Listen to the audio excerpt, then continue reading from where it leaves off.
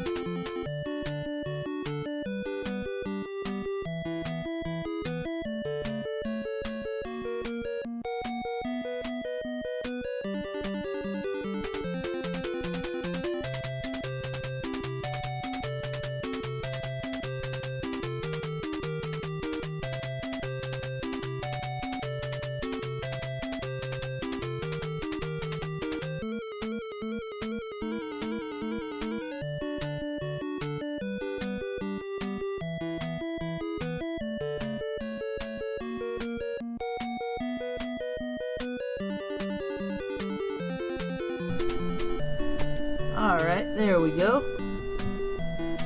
How's everybody doing?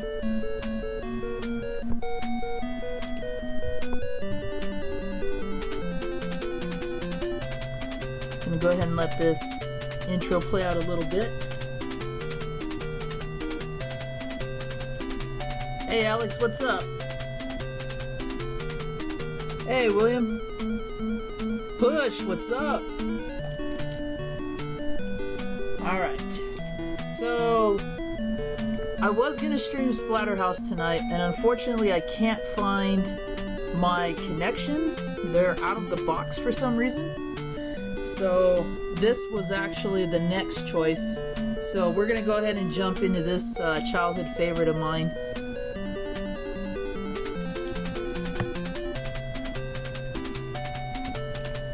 And as I said in my description,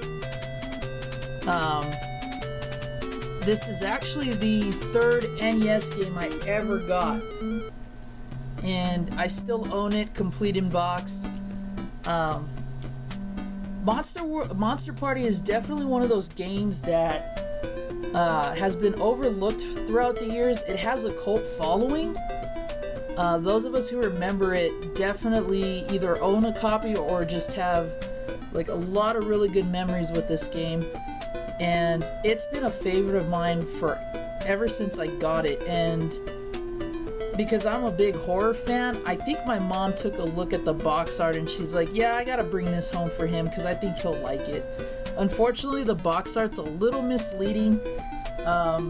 It's got characters on it that aren't necessarily in this game. They were in the original Japanese copy, but because of copyright infringement, we weren't allowed to use the the sprites that they originally had chosen.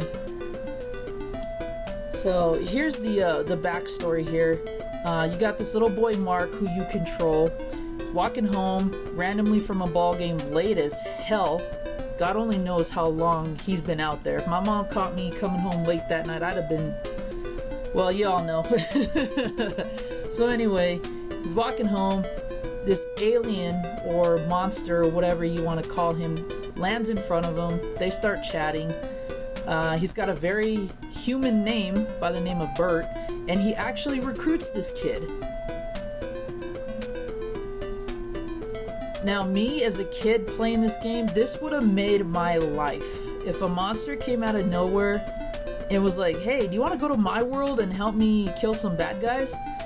I probably would have said yes without hesitation. So I can't necessarily blame Mark for wanting to help him, but he does have a good point. Bert's just like, hey, let's go kill some bad guys, and Mark's like, I only have a bat, dude. What am I supposed to do with this? But you know what? This game's gonna prove it doesn't matter, because that weapon is helpful enough. Oh, totally, Push. This music, there's so many good titles in it, and it was actually produced by Bandai of America, which, if you all remember, was the same company that brought us the Dr. Jekyll and Mr. Hyde game. We all know it's pretty bad. We've probably seen the AVGN episodes several times, but the music in that was actually pretty good. And Bandai of America has a real knack for making music. They also were the ones who brought us the Dragon Ball port, but it's called Dragon Power instead, and they've got some killer tunes in that as well.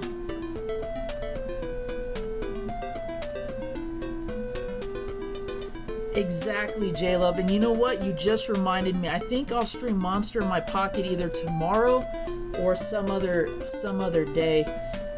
Talk about a game that took me forever to find in the wild after they released it. That was one I wish I still had in box, but I still got my cart. Oh, thanks, Push Pillows. I'm glad you appreciate it.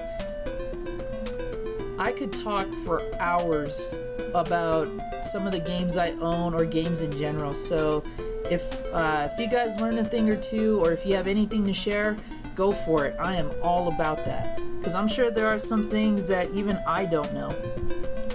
Alright, so while this seizure show is going on, basically Bert tells Mark that if we fuse together, we'll be stronger. And that's one of the powers that you get in this game. Alright, so round one. Now the cool thing is that this takes place in a place called the Dark World. They don't necessarily say if it's in outer space or if it's our world or what have you. They just refer to it as the Dark World. And there's about 8 zones total, aside from the final boss fight room. And so the scenery is going to change from like horrific scenes to sewer scenes, dungeons, pyramids, all kinds of stuff. Alright, so I just grabbed a magic pill. Nope. We all know, no references needed. So this is what allows me to fuse with Bert and actually play as him. And obviously I can shoot projectiles and I can fly. You'll want to go into most boss fights with Bert because you can do the most damage that way. Not that any boss is too unbeatable with Mark. It's just recommended because, especially if you want to speedrun this game later, it's always good to have the fusion between the two. I'm just going to grind for a little bit here. Just to max out as much health as I can. Monster Party is pretty generous when it comes to health, but you definitely want to store it early because as you progress, the bosses do get harder and they do hit you for way more. And as you can see, I'm also grinding for the pills as well. Those will keep respawning, but the hearts will eventually stop.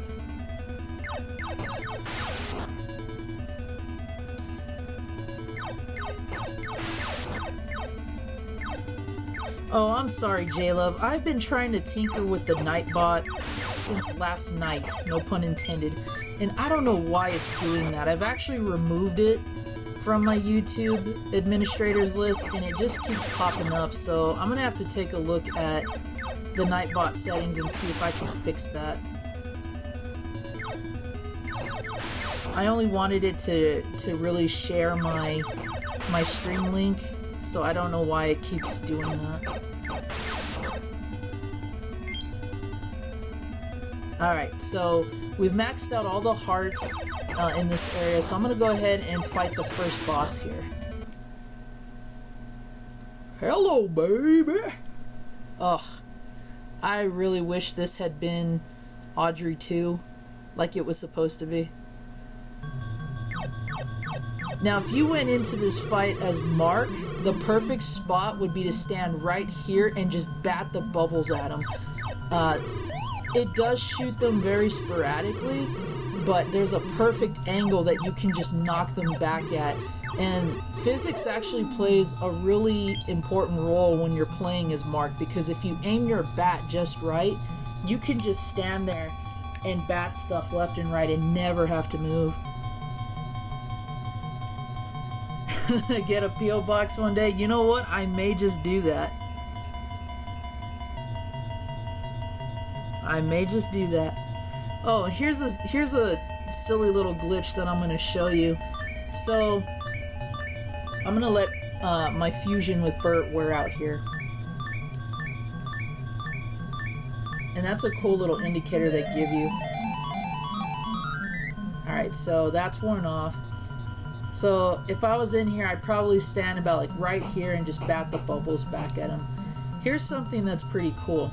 So right here, where I'm standing, in the original Japanese video game, there was actually a speaker here, and there was a microphone that the plant, which looked more like Audrey 2, would sing and actually shoot music notes at you.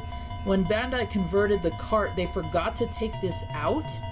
So while it's covered up in black, the pixel frame for the speakers is still here. And what you can also do is you can sit here and bat the bubbles back at them, or you can just like jump randomly and just lay waste to them at the stock, because that'll do damage too.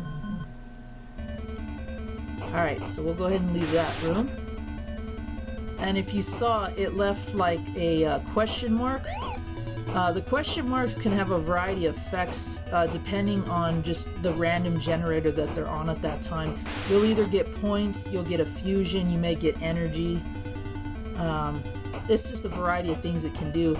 It also has a tendency to phase completely into the background, so it'll still show, but you won't be able to get it. I don't know why that glitch happens.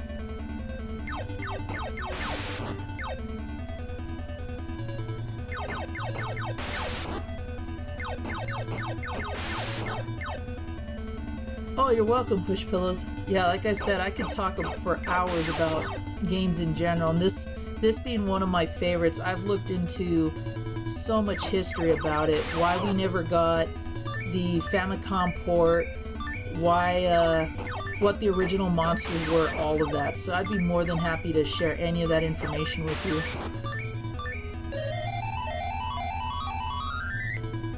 Yes, I have. I used to own Totally Rad. I think I got that at Funkoland a long time ago, back when they were still in business. I think I got it for like $2 or $3. And what happens is I had to sell my copy to help a friend when he needed cash, and I never got it back. Okay, so I have always been fascinated by the fact that this creature says, "Sorry, I'm dead." And this is one of those times where it's kind of a debate, because for many fans it looks like a dead tarantula, but if you look to the left, it kind of looks like some sort of dinosaur bleeding out the mouth. It's always referred to as the giant spider, the dead spider, but I have a feeling this was like some sort of dinosaur creature, and it died from a face hugger. But anyway, so you come in here and it's like, sorry, I'm dead. And you got this little fly in here. You can just bat around and, you know, for fun.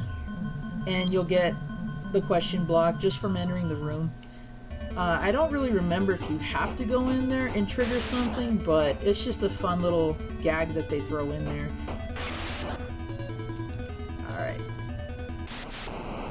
Scene change.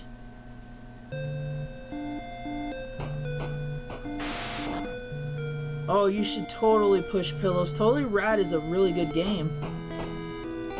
I feel that Jaleco or Jaleco, however you want to say it, unfortunately got a bad rap for some of their games because they aren't all that bad.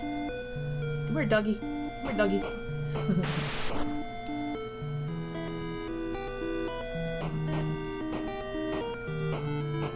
I hope that my commentary is on par with what's going on your guys' end, because I know that there's a delay.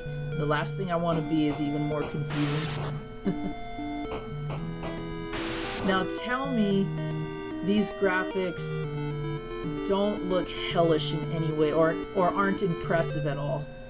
And the reason why I'm drawing attention to this is because Nintendo was always a kid-friendly game, and that's why so many things got watered down. So what did Bandai of America what did they have to do to get away with using graphics like this? It just blew my mind. Okay, I think that's the dog. Okay. Yes, perfect. Another reason that I really like this game is just the characters themselves. I mean, you got walking eyeballs, you've got these bloody graphics and wall decals, and if you know anything about folklore and mythology, there's a lot of references from other countries in this game, which makes it even cooler.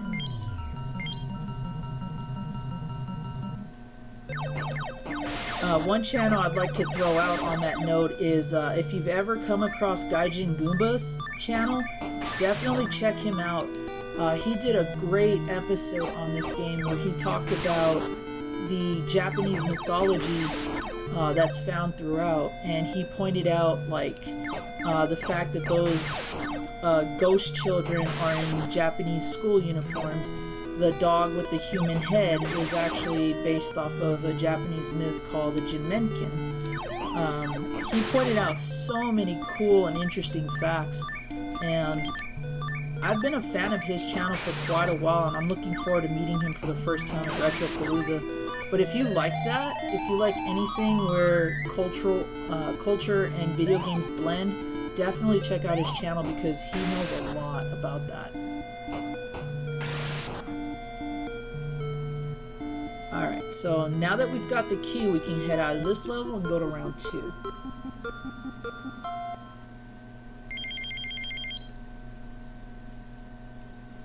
There's a not too complicated password there. Alright, so now we're in what's called the Dark World sewer system. I need to go that route.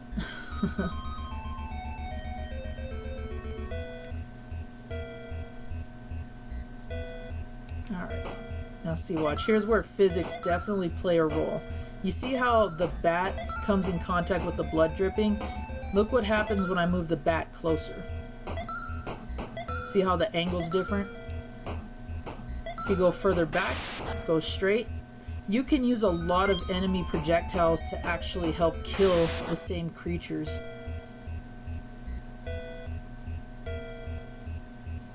Alright, so I'm gonna go ahead and farm here a little bit.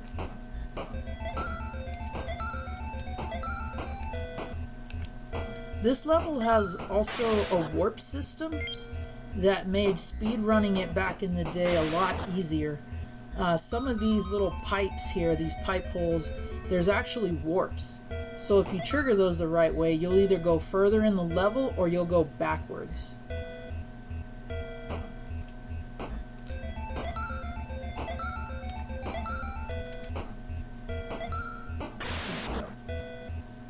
Just gonna keep doing that.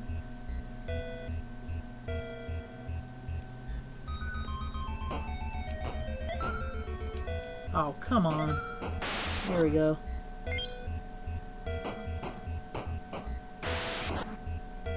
I think...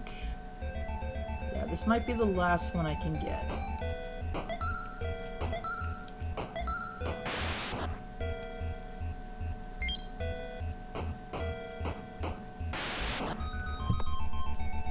Okay. So, there's a crocodiles there. Boom. Now that's an homage to, I believe, a 78 film, maybe 81, somewhere in that range, called Alligator, where a baby crocodile gets flushed down a toilet and into, I believe, New York, the New York sewer system, and somehow gets enlarged to a very gigantic level. It's a cheesy movie, but I love it. Alright, there we go. So, we all know that was Medusa. In the Japanese port, she actually wasn't a humanoid-looking snake. She was actually what she looked like in Greek mythology, where she was more of a person, but with snake hair. And the reason why Bandai censored that is because they felt it promoted female abuse. So they felt, well, we might as well make her look more inhuman, so maybe it won't send the wrong impression. Okay, now these blue eggs here, just take a look. Okay, random, right? This weird little egg that shoots bubbles. That originally was a xenomorph egg. And they actually shot facehuggers out at you instead of the bubbles. Oh, thanks, William. Yeah, a lot of these bosses you'll find aren't too difficult if you have the Burt power-up. Some are pretty easy to beat, even just as Mark. But if you want to try speedrunning this game, or if you just want it to be easier, you know, go into a boss battle with the fusion. It usually helps.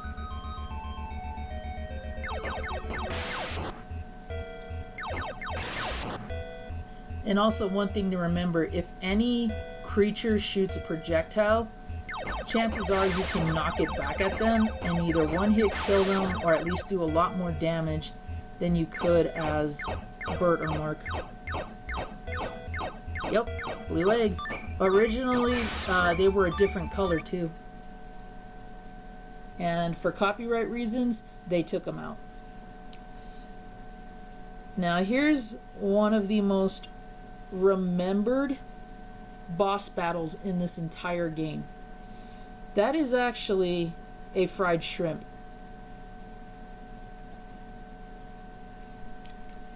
And it's gonna get a lot zanier.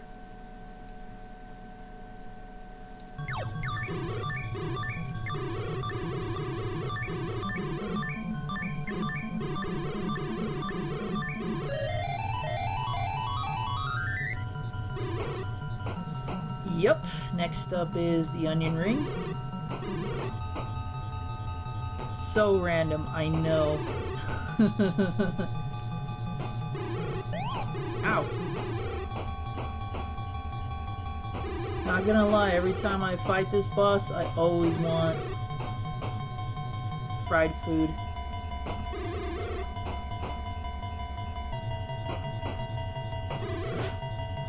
I think this is the only reason why this boss fight is tedious, is because you have to go chase after this thing. Ah, another fried food. I remember as a kid, we used to argue exactly what is that? Is it donuts? Is it shredded wheat? In fact, one of the strategy guides I had as a kid referred to it as shredded wheat on a stick. And What I eventually learned as I got older and actually had Japanese food is this is called koshikatsu. Gaijin Goomba also mentions that in the same episode, where it's pretty much fried anything. If you've ever had tempura, it's kind of the same thing, only it's breadcrumbs. Or, what do they call that? Panko crumbs. It's really good, but man, just like anything fried, you know it's not good for you.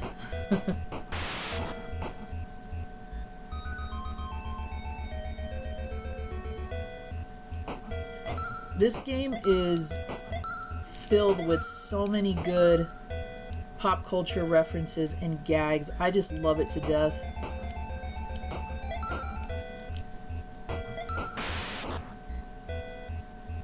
Miniature Technodromes.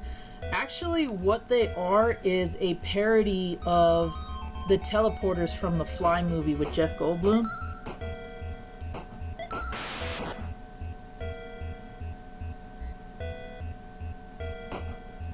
And in certain videos, I've heard people refer to them as like satellites or stations and whatnot.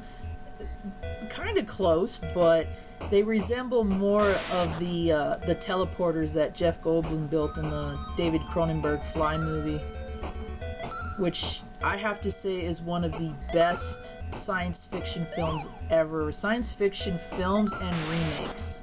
Because wow, if you want a movie where practical effects dominate CGI, that's a definite film. Everything about that movie was solid.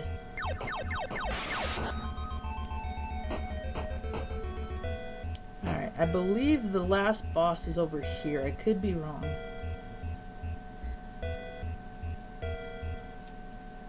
Ah, here we go. Now, this one used to knock me for a loop as a kid too, because I could never figure out why I'm fighting a haunted well. And let alone, are those things coins or plates being flung at me? I always thought they were coins. Turns out they're actually plates. And there's a reason for that. It's actually based off of a Japanese myth involving a warlord of some kind, or some sort of important figure. I forget what exactly. He wants to marry this woman that their feudal lord is going to marry, and he tries to he pretty much tries to blackmail her, and she refuses. So they're supposed to present the feudal lord with a set of 16 ceramic plates. They're supposed to have some sort of high value to them. Well, when she counts the plates in front of the feudal lord, there's one missing. And the guy that wants to marry her is the one who stole one and hid it. So the feudal lord, thinking that he's been betrayed by his bride-to-be, forces her to confess to stealing it. She denies it, and unfortunately she is strung up and beaten over a well. Well, at some point, somebody unfortunately leads her to her death, and she falls into the well and dies. But her spirit and her ghost were actually haunting the well, and the man that set her up would constantly hear her count the plates from in the well, and then she would rise up and haunt him at certain parts of the night. There's so many variations of that story, and again, Gaijin Goomba is a great source for that. He actually tells one of the stories as accurately as possible, and so that's where that boss actually came from. And she's also the basis for movies like The Ring, or Ringu as it is in Japan. And any other time you've ever seen a spirit in a well is usually based off of that tale. Alright, so now we're going to go into round 3. This is called the Dark World Cave.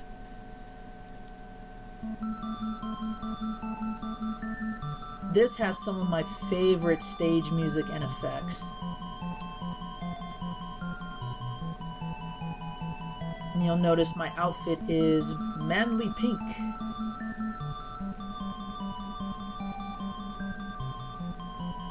Hashtag real men wear pink. One cool little difference with our version versus the Japanese version is the little strobe light effect was not in the original. It was just a solid color. So we actually have like lightning or whatever you want to call that. I just took out the kitty cat ghosts or whatever they are. There you go. I used to call these guys the coat hanger skeletons.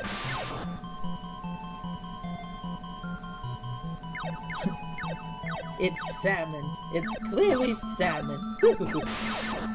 Hey, welcome, Illumi Donkey.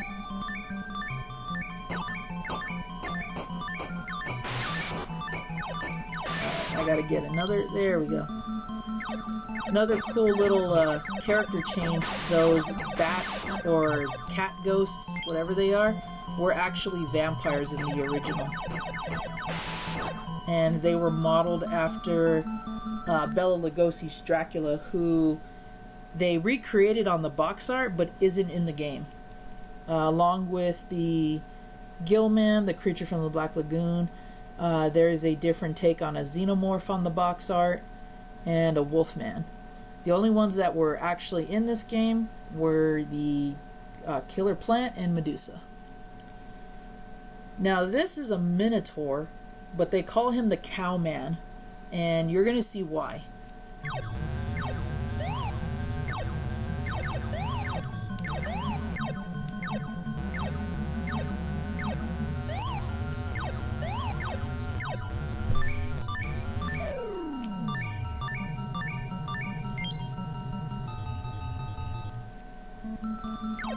See, pretty simple. I went in there with full energy and just stood there.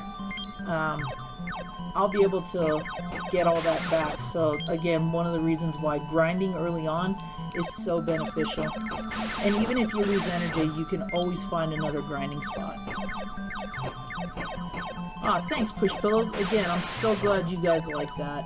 I know I can be long-winded, so if I ever am, don't hesitate to just yell, shut up.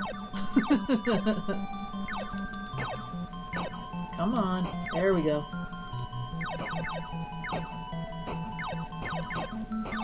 Well, I'm glad, Illumi. I hope you enjoy watching these too, because if I can present something that you've never seen, I hope you take something away from that. And I hope it encourages you to try these out. A lot of these games really got stuck under the radar because they weren't popular titles. And as I said early on in my stream, Monster Party has a cult following now.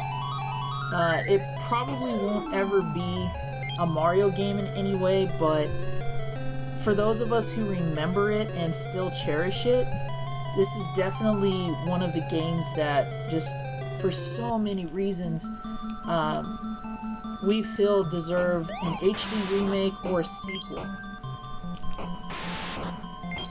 And that's something that I'm holding on to, because if we can get a Link's Awakening remake after so many years, I am really hoping for this. I think that, excuse me, I'm getting a little dry mouth here. I think that if Bandai of America can get the licensing, we can actually get the game that we were meant to have, and that would be so cool, because then that means we get to see all the licensed characters that we were supposed to see and never got because of copyright. The Japanese Famicom version that was never released, we didn't even know that existed. We always thought it was just this game, but Bandai of Japan confirmed they never had an official Monster Party game, but they did have a prototype. And in Japan, it's called Parody World Monster Party. And it makes sense because if you ever search YouTube for footage of the prototype, you'll see how so many licensed characters made it into this game. And because of patents and things like that, we just could not use them. And it's a shame because there's so many good ones that they had.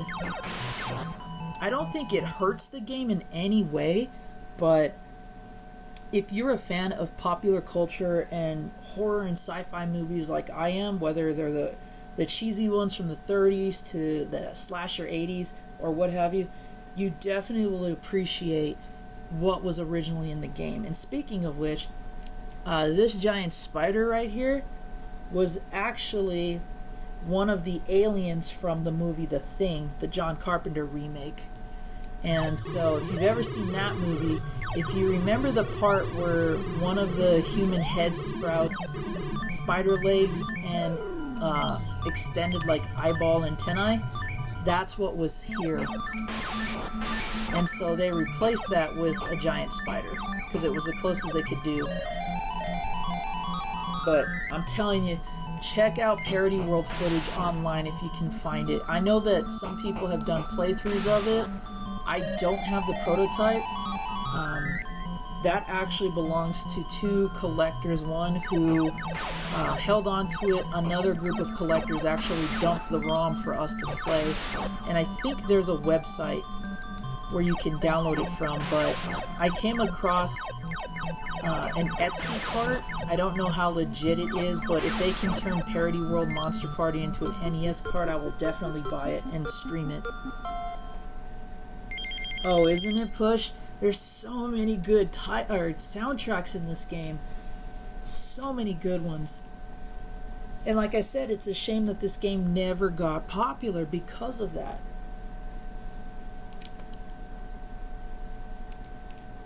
Alright, so this is round 4. This is called the Dark World Pyramid, I believe, or something of that nature. And as you can see, it's all based off of Egyptian mythology. So we've got scorpions, we've got asps, not asps. And even this is like 8-bit Egyptian sounding. It's just so cool.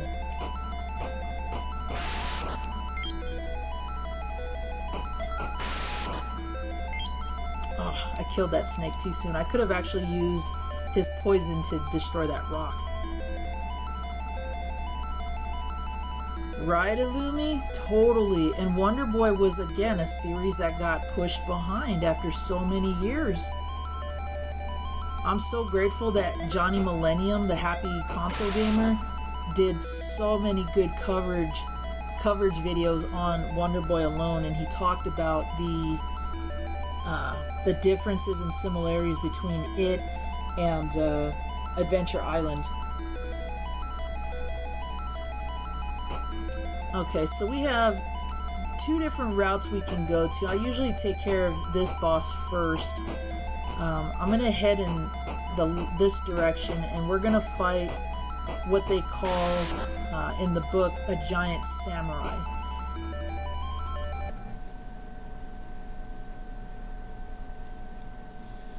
I always thought that was kind of weird, though. What's a samurai doing in an Egyptian pyramid?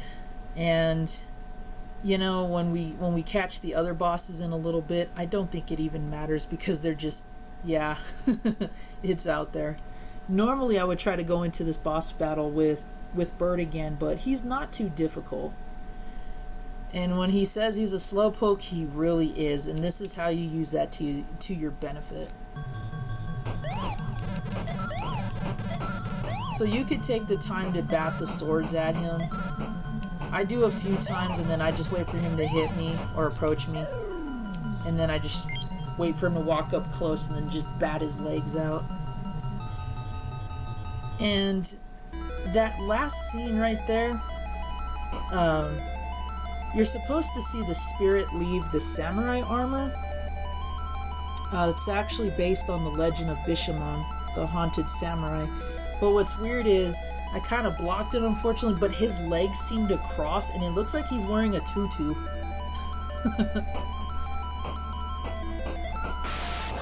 Alright, there's that.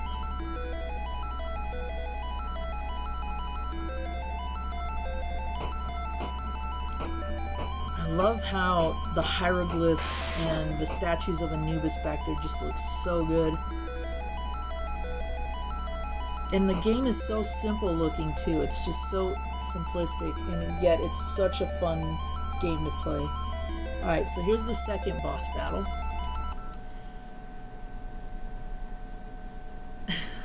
A giant cat. Oh, I have a... You know what? There you go. That's actually not a bad suggestion. Push Pillows Ancient Aliens.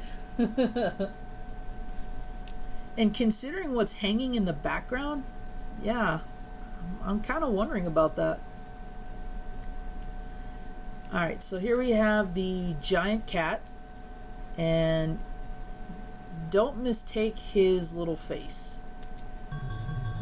because now he's feral and he's flinging his young at me, or her young I should say.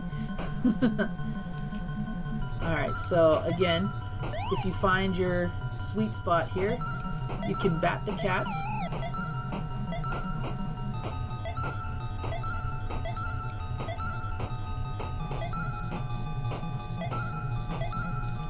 It's a little trickier with batting the cats back because they're such bigger objects than most of the things we hit that you have to be real precise with it, like I am right there.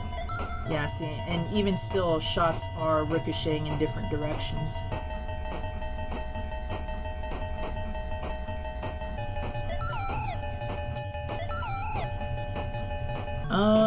Bandai of America and Capcom did kind of collaborate on some things. I don't know if they worked with Capcom on Legendary Wings because that was originally an arcade port, but it's possible. Legendary Wings is another good shoot 'em up, but I think it loses points with most people because it's considered very difficult. Alright, so another thing you can do besides bat everything, just go behind it. I should have done that a while ago.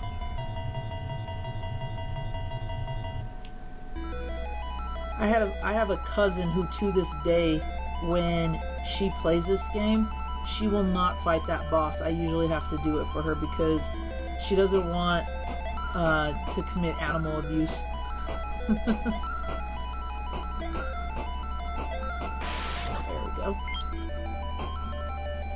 Gonna grind for more hearts here.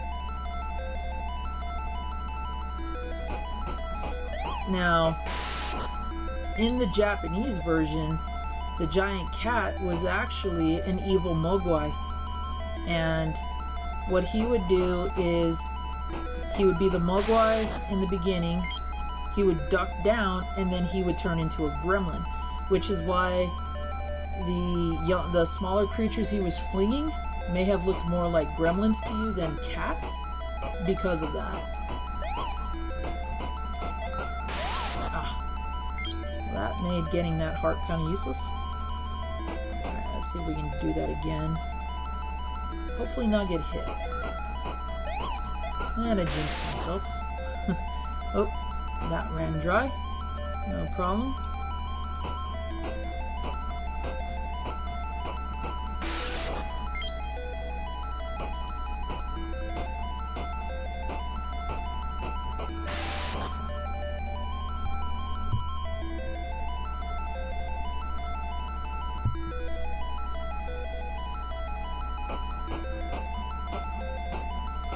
Just wondering if Jay and Eric are still streaming. Alright.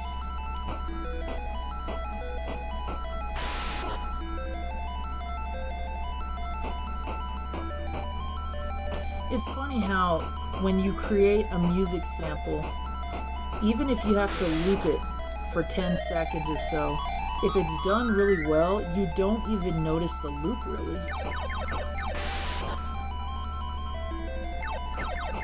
And with this track specifically, all they had to do was just change a few pitches and it's almost a whole new song.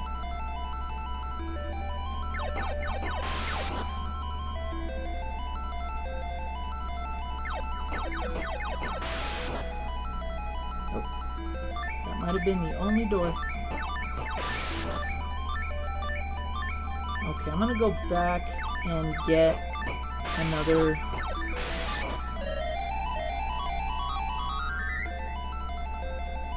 Oh, that works. Nice! Got everything I needed right there. Now, as if the boss battles in this round haven't been random enough, take a look at this guy. In the original Japanese game, he had 2 speakers, I believe, and he might have looked somewhat different. But either way, he was still a punk rocker.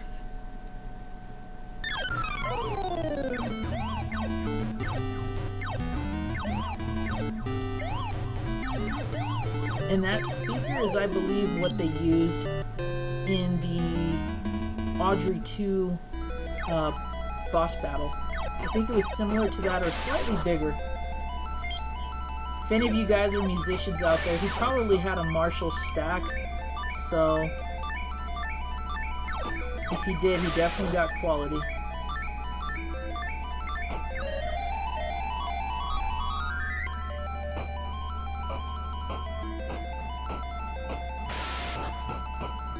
Oh, thanks, Push Pillows. Yeah, I've actually seen the Mexican runner be at like Awesome Games Done Quick or Awful Games Done Quick. I love watching his speedruns. I really wish I had gotten into that community a long time ago before it took off, because trying to get into it now is kind of disappointing. It's a whole new group of people, it's a whole new audience. It's not the same as it used to be, but he's definitely one that I still watch. He's a definitely good player, and I love that he shares information too. Even at when he would be at those conventions and he's sitting there and he's doing his thing and, you know, kind of giving people an education on stuff. Like, I've always loved him about that kind of thing. I think the more that you share with games and game playing, like, you just really enrich the community, and I definitely am in favor of that. I think as a retro community, it's always nice when we can share information and experiences and just all the good memories we have, because it unites us that way. I think you actually learn a lot about somebody based on their game collection, what they played growing up, and why they're so passionate about things. And that's why I like watching guys like John Hancock, who I met this year at Game On, who are really into the histories of a lot of this. And I know on Twitter, I often say I'm the self-proclaimed gaming beautician. In many ways that's true, because outside of myself, nobody really called me that. But I also like to think of myself as a gaming historian too, because I just love the amount of information there is about games and their histories and everything. They used to run those The More You Know segments on NBC, and I definitely agree with that. The more you know is definitely, it's so much more enriching. So if you all are taking anything from the streams that I do, whether it's seeing a game you've never seen before, learning any tricks, or anything that I just happen to be going on about, I appreciate that. I'm glad I'm here to offer that for you. Alright, so this is probably the easiest boss in any game whatsoever. This again is rooted in Japanese folklore, and you'll notice this huge taiko drum back there. I actually used to play taiko drums for a couple of years. And here we've got these two zombies dancing to a really cool 8-bit drum beat. I usually like to join in the fun.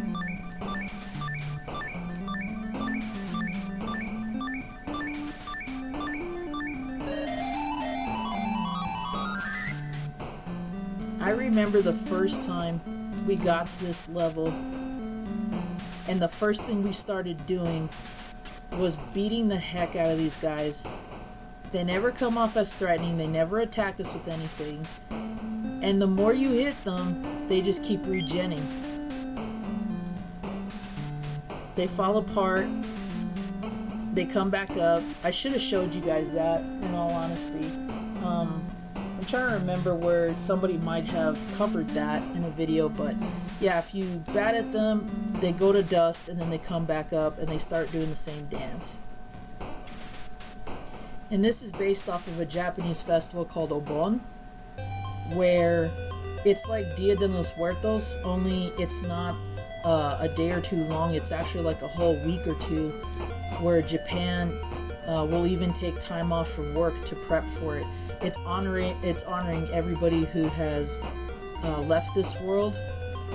I don't want to say it's a religious holiday, but it definitely has some like Shinto and other spiritual beliefs associated with it.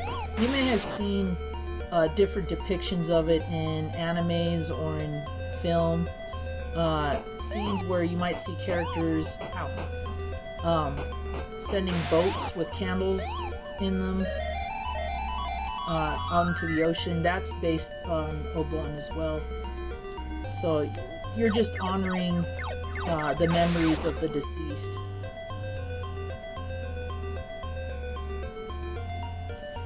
That little shark always makes me laugh.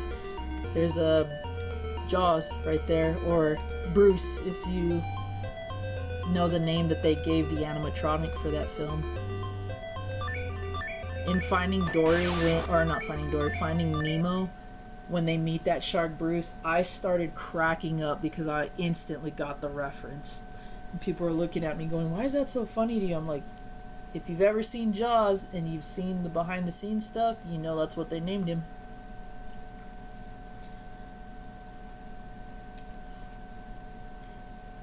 Alright, so this guy here, they call him the Javelin Man, and that's a pretty accurate name considering what he's going to bombard me with. But again, he also had an alternate form in the original, and he turned into a... if you can see, I can stand on that rock there. I believe, yep, this one too. So if you come into this fight with Bert, or without Bert, no worries, because you can stand here and just bat the javelins at him. It's actually based off of a Japanese film series where they pray to this giant idol, and he comes alive, and they use him to get back at the people that are doing wrong, and then they lose control of him or something like that. He's like this giant clay statue come to life kind of thing. I wish I could remember the title because I've actually seen it, and it's just a giant, like a Godzilla movie with a giant creature. But it has a very specific name. I just wish I could remember it. And in the prototype, he has two faces kind of like that, where he's got like a happy kind of easygoing look, and then when he awakens, he gets like this like evil, determined looking face. Yes! Thank you, Bootleg. You knew exactly what I'm talking about. Awesome. Yep, that's the one.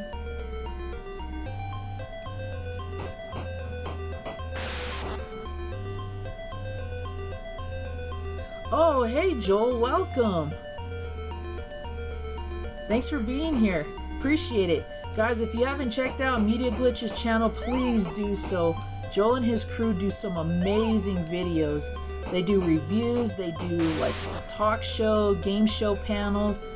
Man, I love their content. Be sure to give them a look and subscribe to their channel too. Help support them.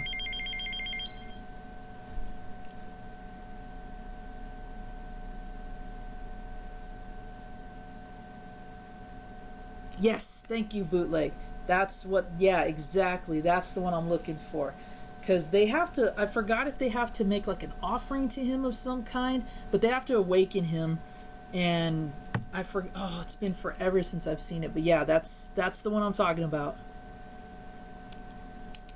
Alright, so we're gonna move on to round 6. This is called the Dark World Haunted House. I'm gonna apologize right now because out of all the levels we've heard, they've had catchy music. This one, not so much.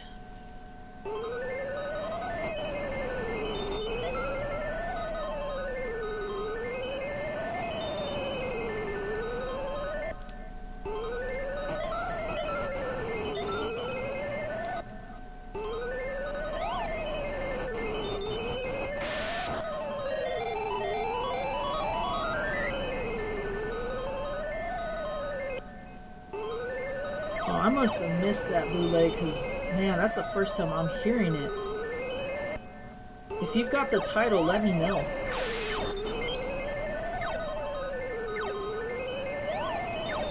Oh, awesome, Joel. Very cool. Are you going to be uploading that to the YouTube or the Twitch channel at all? I'd love to see that. Oh, no way, bootleg. I'll have to keep an eye out. I would love to add that to my collection. The video store out here is the only place I've ever seen it too.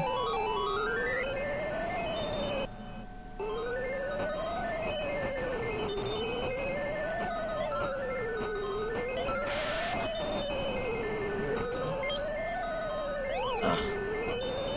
Ectoplasm always gets me here. Oh wait, I didn't want to do that. So as you've noticed by now, this whole level is a giant maze. Not too hard to navigate if you remember where you've been. Chances are you'll find where you want to go just by hit or miss. I've always had trouble remembering the quickest paths, especially when I used to speedrun this game. I can usually find the boss no problem. It's getting to that bottom door right there.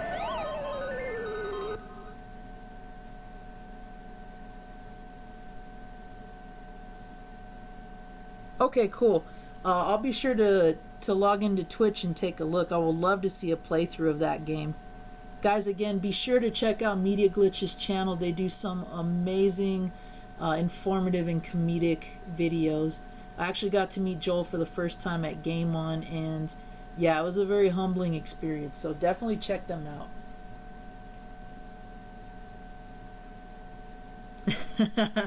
I know the feeling, Joel. You have a good one too. Thanks again for stopping in. Appreciate it. Alright, so this boss here is called the Chameleon Man, and you're going to see why that is. He's actually not too difficult, but this is a boss fight I recommend you go into with Bert, because if you lose track of which of those creatures is the main target, you can get swamped immediately.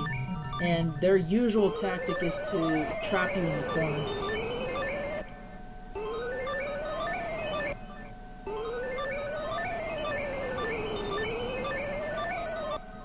Oh, cool, Joe. I'll be sure to check that out.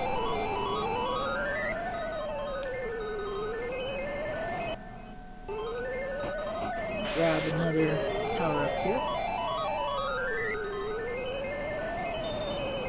Oh, heck yeah, Punch Out. Oh, I don't think there's a single Punch Out game I don't like, so yeah, that'll be cool to see. You have a good night too, Joel. Oh, okay, Push. Yeah, you definitely recognize quality then.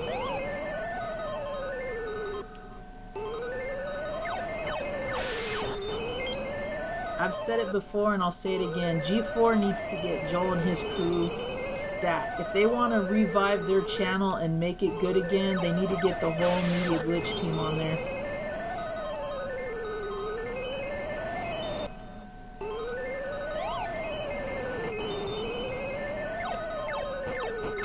Oh, look at that, a pair of walking blue pants or dungarees or whatever.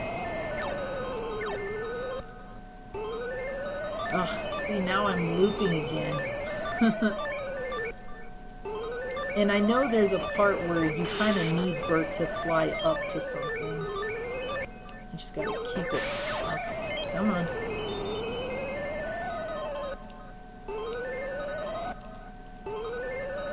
Ugh, I should have this memorized, and yet I still have trouble with it.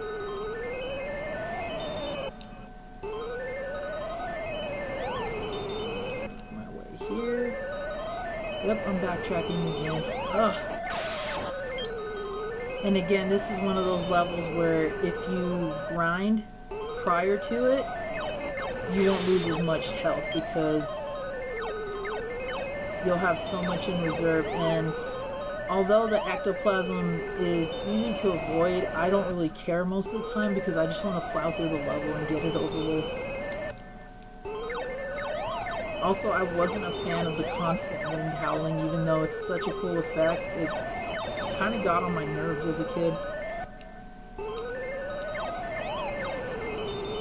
Okay, is this...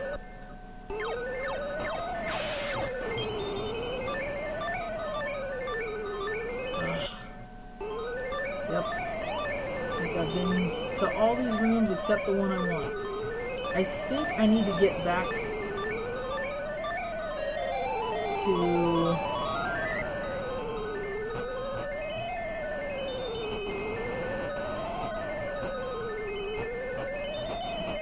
This might be a random reference, but does anybody remember reading that Dr. Seuss story where this boy was out traveling and there was this random pair of pants that he was encountering? I always think of that when I see these. Oh, no problem, Bootleg. This is called Monster Party.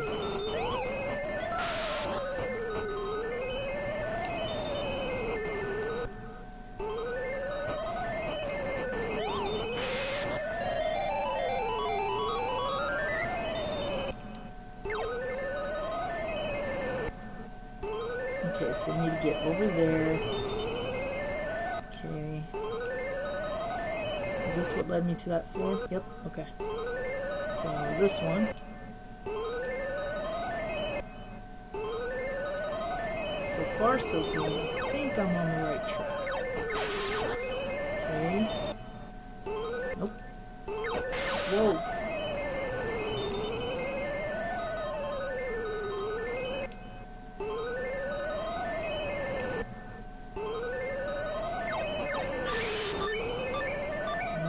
Nope, I'm lost again. Oh boy.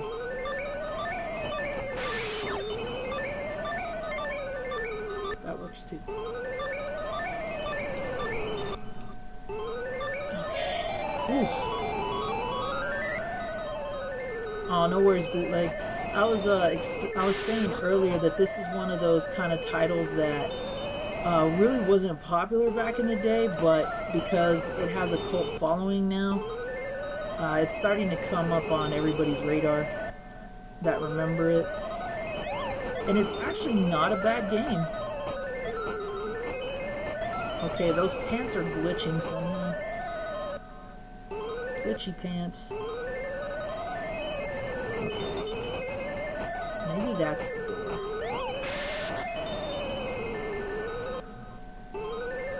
Oh boy, angry chair. Okay, so I came from that one already. I came from that one. Sorry guys, I always get confused on this part. Ooh, that almost hit me in the head.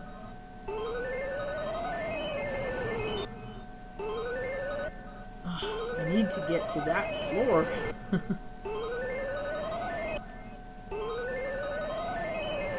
Nope, that's the chair.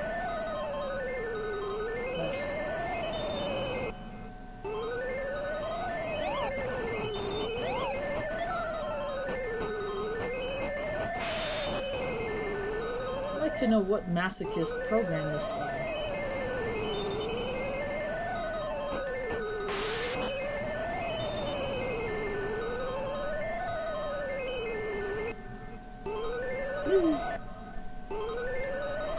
Okay, I think I've been here already. Yep.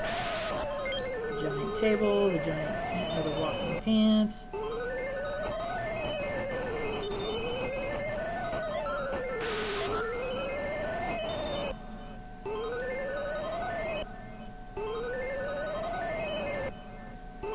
Yes, there we go.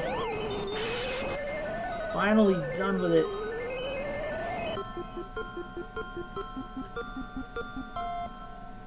Ugh.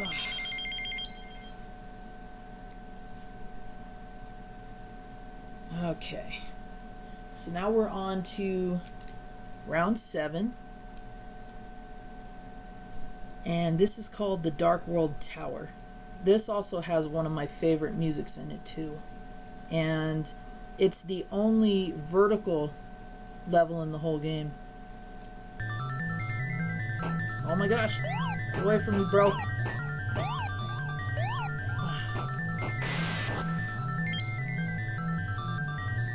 You got a Japanese warrior there. I forgot what the armor is actually called, but it's where they use those wooden swords. You've probably seen them before, I just can't remember the name. That's a cool little reference there if you get the joke. Although if you've ever seen that movie, you know that's not what he looked like. And what's cool is if you look on the right, it says 1F or 1P, I think it's 1F. So it actually tells you how tall this tower is. Definitely want to kill the bat guy first. Oh, these guys are so strong for some reason. Okay. Ow.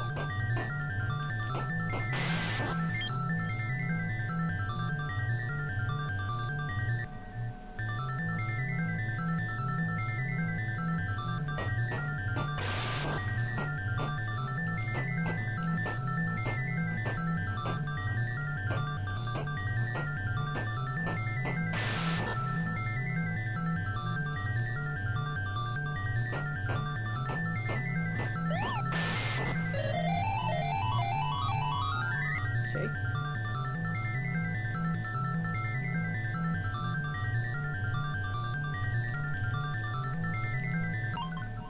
Oh, sorry guys, one sec.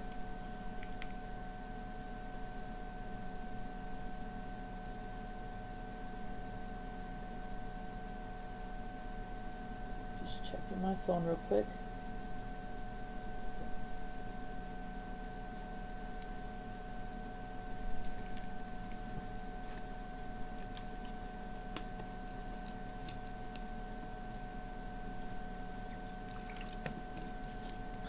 Need a drink too.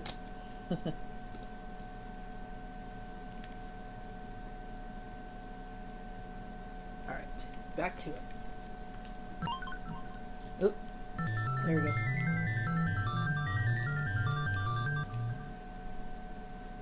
go. A giant caterpillar named Royce. I wonder why that's so funny.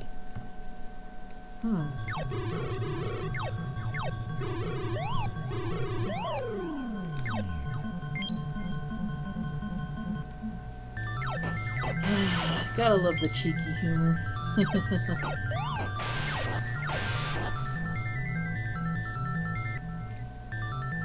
Whoa, got a bomb.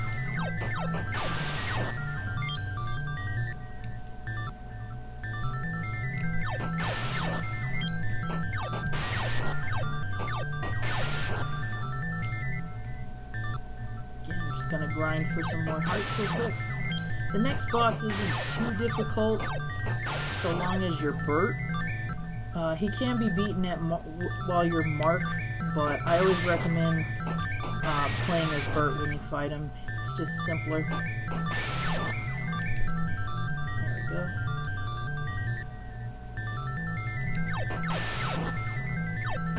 And I think for the most part, with the exception of 2 of the sprites in this level, they were all pretty much the same. The little samurai, or is it Budokan? No, that's the wrong word. The little, for the sake of, I'll just call him samurai. The little samurai guy was actually Jason Voorhees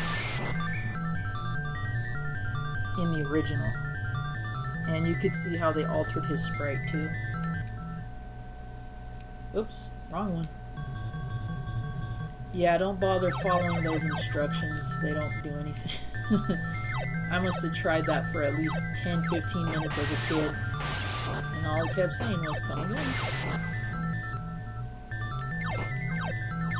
Okay. This is the... Ow. This is probably the coolest looking boss in this game.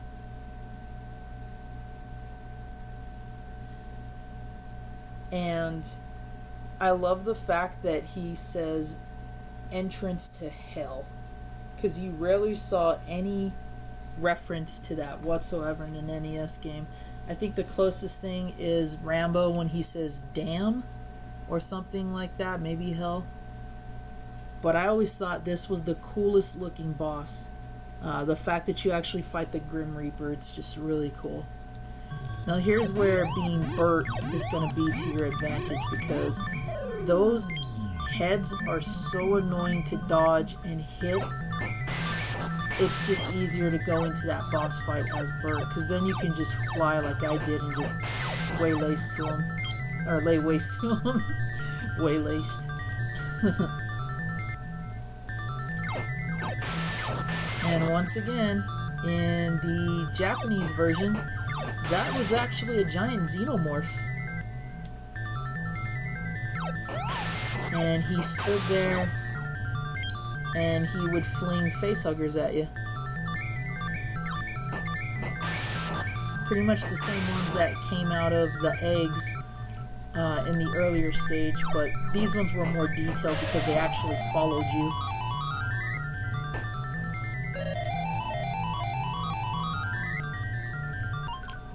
I believe it's this door here. It could be a door at a much later level, but there's a reason why I'm pausing the game to let you know about this. This level was supposed to have a third boss in it, a giant totem pole. I don't know why. Maybe they felt like it would go with the theme of the tower or whatever. They didn't take out the coding for that game. And what ended up happening was when they brought the ROM to the States, they were going to make it a giant spider boss, like the one I fought previously, only this one has a 2 on its abdomen and it's green. Whatever you do, do not go into that room and attempt the boss fight with that, because of the original coding that's still there. If you fight him and you win, he will actually take your key away from you and you can't beat this level. And you can't go to the previous boss rooms and try to fight them again or try to find the key. It's some weird little glitch that's in the programming, and they never fixed it nor cleaned it up. So as soon as you beat the first boss, which was the Caterpillar and the Grim Reaper, just head all the way to the end of the level. Because otherwise, if you end up in the room with the spider, whether you live or die, you're losing your key. And at that point, you might as well just let him kill you and then continue. But the downside of that, all of your energy and points that you've accumulated, all gone.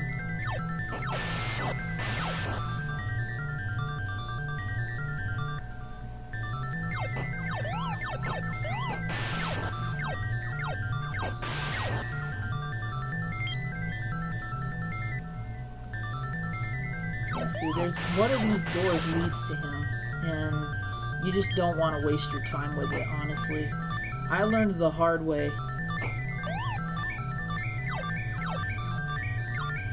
Alright, let's get the heck out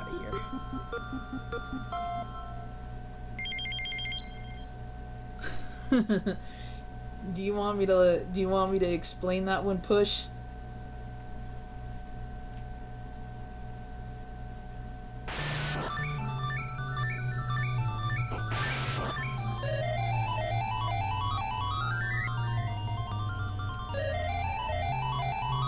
Alright, so now we're in round 8, which is called the Dark World Castle.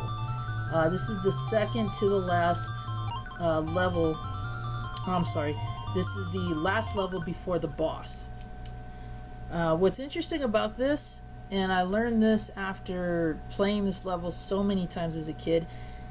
It actually starts you a little bit ahead in the level than it starts you at the beginning. And when I tried exploring every possible room for that last boss, I realized if you walk to the left, you find the cathedral, and the remaining bosses in here.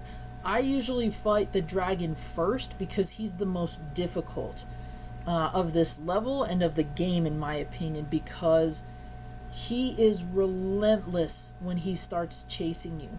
And he has this technique where he swarms you back and forth. He doesn't let you escape, and he can do the most damage as a result of that. So walk ahead to the east to get the Burt pill, and then walk all the way back here, and then take this dragon on first, in my opinion, because he will do the most damage, and you definitely want to have as many life points when you go into the remaining bosses, and plus the final boss at the end. So you'll see how cheap he is right here. And the only weakness that he has is his head. He might be lenient, and he might fly away long enough for you to get away from him, or so that he's not coiled around you, but most of the time he will try to wrap around you. And once he does, he becomes even harder to hit.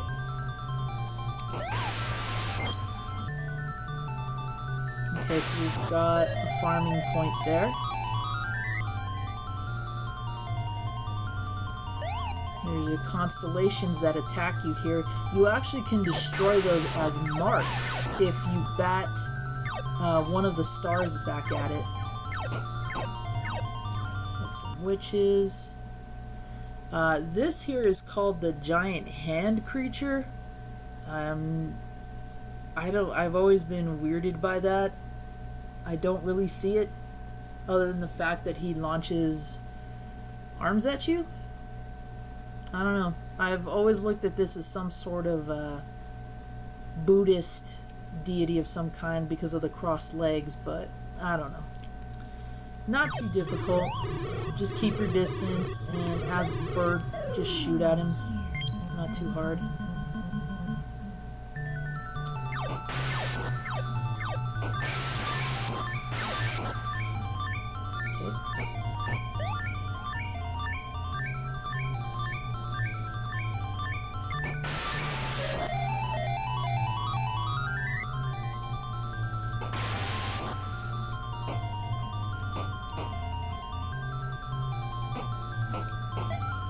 See if I can.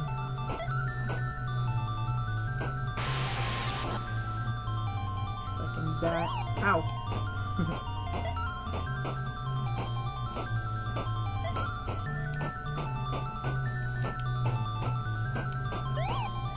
Ah. Alright. Ow.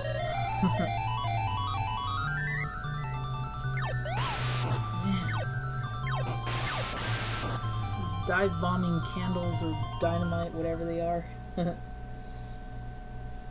Now they call this guy the giant snake man, and I guess I can see why that is. For somebody that's based on Egyptian mythology, you would have thought he'd have been in the pyramid level, but you know, who am I to argue? Very cool looking boss, not too difficult. He's just gonna run back and forth, really.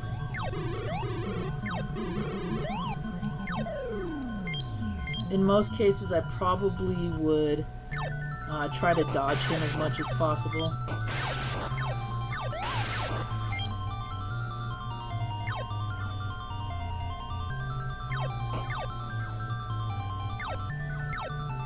See, these are some of the constellations you normally can bat,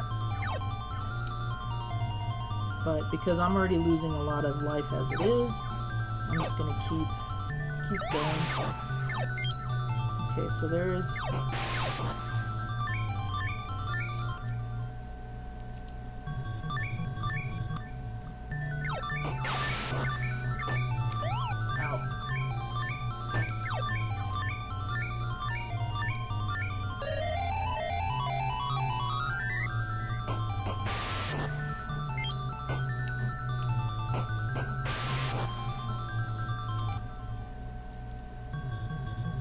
get more energy before the boss fight.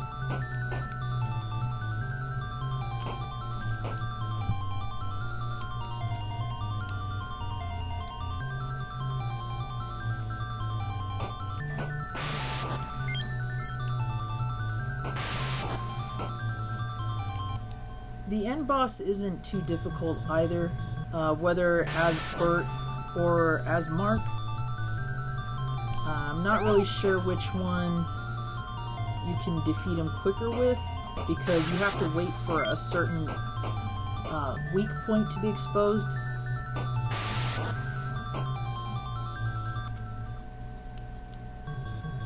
I think this is the last loop I can do, actually. Come on, there's the witch. There we go. Very dreamlike, fantasy-like, this soundtrack.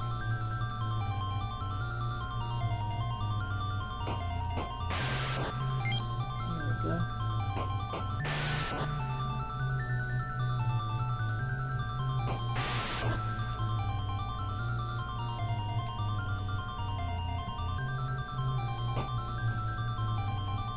You would have to perfectly...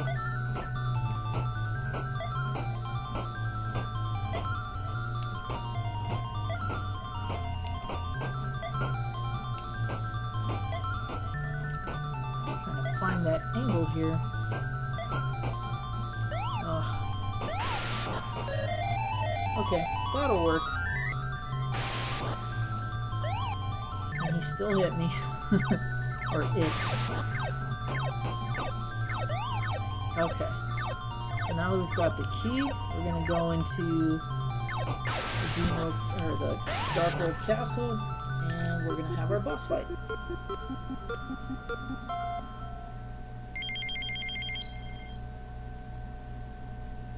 I gotta admit, when I first got to this boss, I was blown away by the detail of this thing. And this is part of the reason why I want to see a remake, because I would love to see what this thing fully looks like if the room were expanded and we got the 3D exploration aspect of it. But if you notice throughout the previous levels where I fought the bosses, you can actually see him in the background. Either he's missing an eyeball, he's got both of them missing. Just cool little nods to what you eventually end up fighting. And they refer to this guy as the Dark World Master.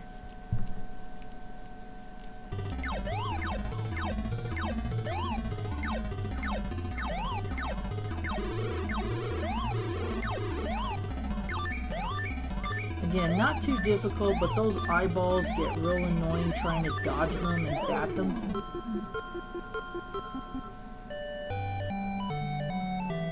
And that's it.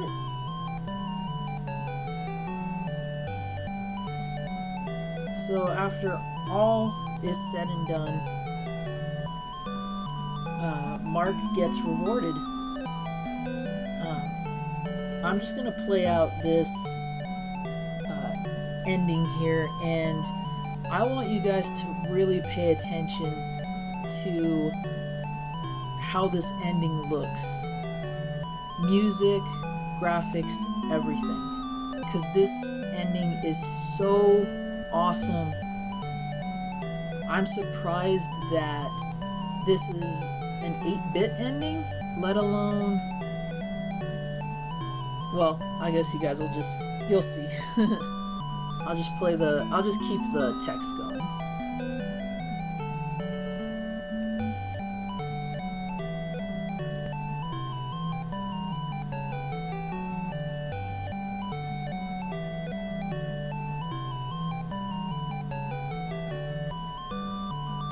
Wow.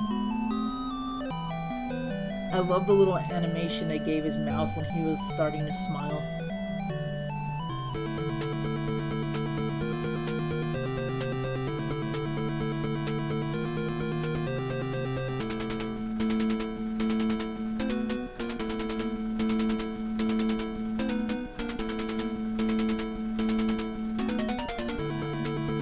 What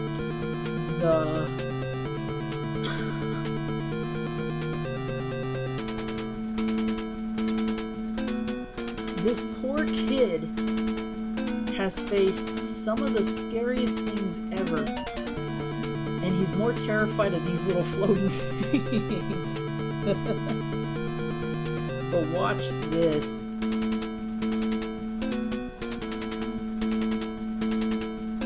Oh my gosh.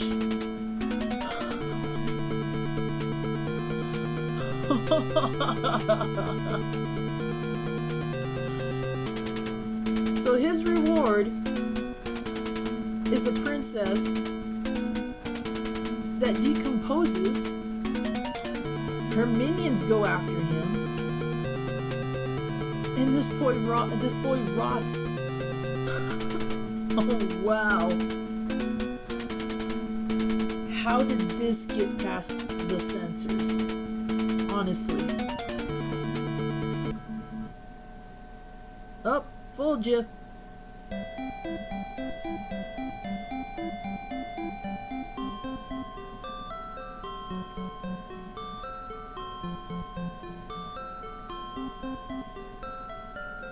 Love the wholesome little world he comes back to.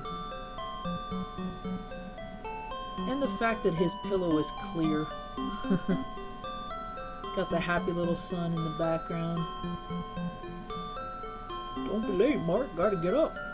While you're at it, have some Post Raisin Bran while you're at it. Or it's Kellogg's, isn't it? Yeah, Kellogg's. Kellogg's Raisin Bran. It's always a nice day with 2 scoops of raisins. Oh my gosh. I just dated myself with that reference. So, after everything's said and done, we get the Mario Brothers 2 treatment. Or do we?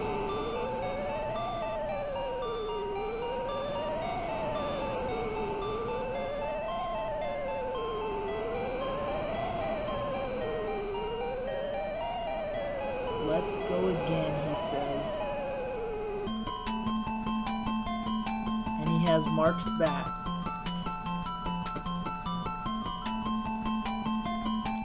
And that is the end of Monster Party, folks.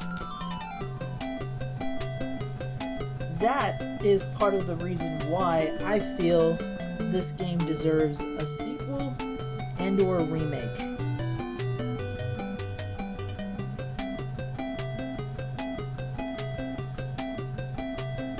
This game has so many cool things going for it. Music, graphics, mythology, monsters, pop culture references. I mean, so many good things about it. And as an obscure title as it is, I feel like it's one that definitely deserves a remake or a sequel. You've heard me say that a few times already. But I think it's one that we need to bring back into the retro spotlight, because even though it's got a cult following, imagine if this game had really taken off. And we not only got to use the original references that the game intended, if this had been taken in, say along the lines of maybe Mario or Zelda or something of that kind, I feel like this could have been a really cool franchise. I mean, there's so many cool things going for it that I would have loved to have seen a second game come out, take off right after this. Whether Bert takes Mark back to the Dark World because the Master has risen again, or there's a new threat, or even if the monsters came to Earth. Because this ending totally sets up a sequel. And not only that, we don't really know what happened the previous night. What actually happened? Did Mark get the princess? If he did, where is she? How come he's not a zombie himself? Like, all those cool little things they could have really explored in a sequel game or remake. Just, oh man, I could go on for hours talking about how cool and unique this game is. But I definitely urge you all to try it. If you can only download the ROM, by all means. If you can get your hands on the actual cart, if you can get your hands on a repro cart, anything. It's such a good game, and it definitely deserves to be in the spotlight again. It needs to remind people that you can have a little cheeky game like this and it still be fun, it still be impressive. Whether you're blown away by its graphics or its music or all the references, I mean, that's up to you, but this is a game that has always been close to my heart since I first got it as a kid, and I love it to death. I'm hopeful that there's a completed ROM of the original prototype that you can actually physically own. Like I said, I've seen it on Etsy before. I've not seen it at a convention or on eBay yet, but like the game Sweet Home, I'm hoping to own a reproduction copy at some point. But until then, I'm just going to keep enjoying this game for what it is. I love this ending music, by the way. It's really catchy. But that could be said for a lot of the soundtracks in this game. So we are close to 3:15 my time. So I'm going to leave the stream up for a little bit. If you guys have any questions, comments, feel free to share them, because I'd love to see or read what you guys thought about this game. You've heard me preach to here and back about how much I love it. If this was the first time you've ever seen it, you know, what are your thoughts? Feel free to share them, because that's part of the reason why I like having a little Q&A segment, and why I love talking about these things. I really want us to have that type of community in my stream where we talk about games and all their aesthetics, where we talk about all of our memories associated with them, all of that. I think a lot of that information is crucial to our retro community. I feel it makes everything more special, more enjoyable, more relatable. And you've all heard me talk about how much I praise this game, and there are a lot of other ones too that are just as good but didn't get the attention because we had so many Zeldas, Marios, Mega Mans, Metroid, so many other games that are fantastic in their own way, but at the same time hurt games like this, where because they're not as popular or as recognizable, they kind of were forgotten about unless you owned it and or played it and still remember it. So anyway, again, this is Monster Party by Bandai, and I want to say it's still a pretty cheap cartridge, maybe at most $20-$25 or so. Let me see what the average rate for this game is.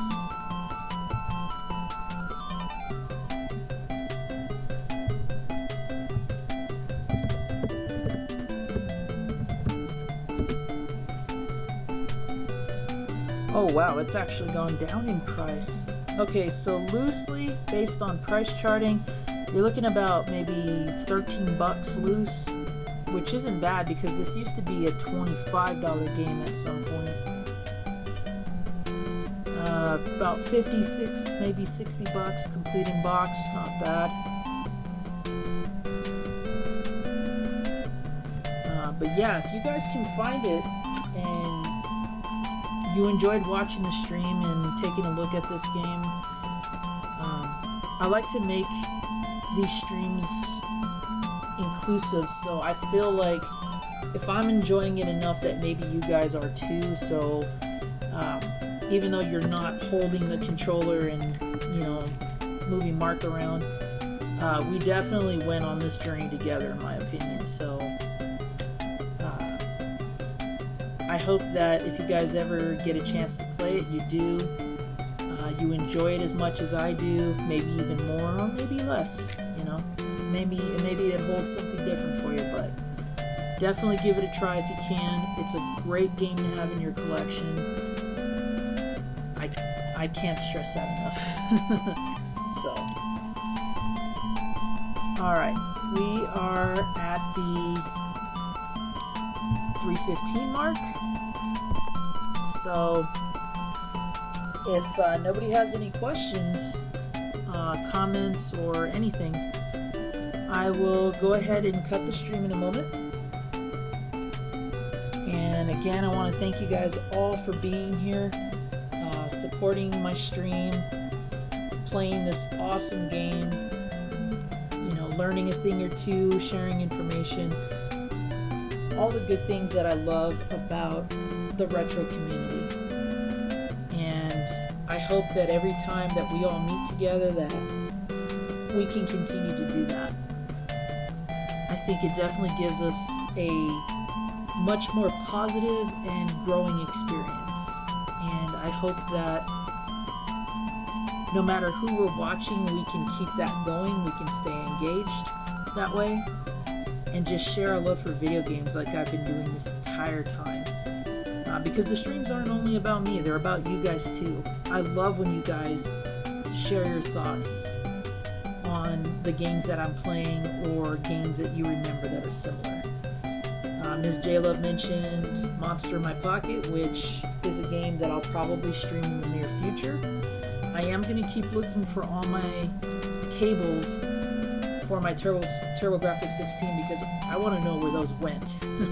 I don't have a turbo booster, so I can't use the AV, but I know I can configure it with my RF connection, so I'll keep you guys posted on that. And in the meantime, we'll keep playing Halloween or Halloween-esque games for the remainder of the month. Again, this is the 31 games of Halloween, so anything that's horror-based and whatnot, definitely going to try to stream that for you all. And I want to thank you guys for supporting what I'm doing.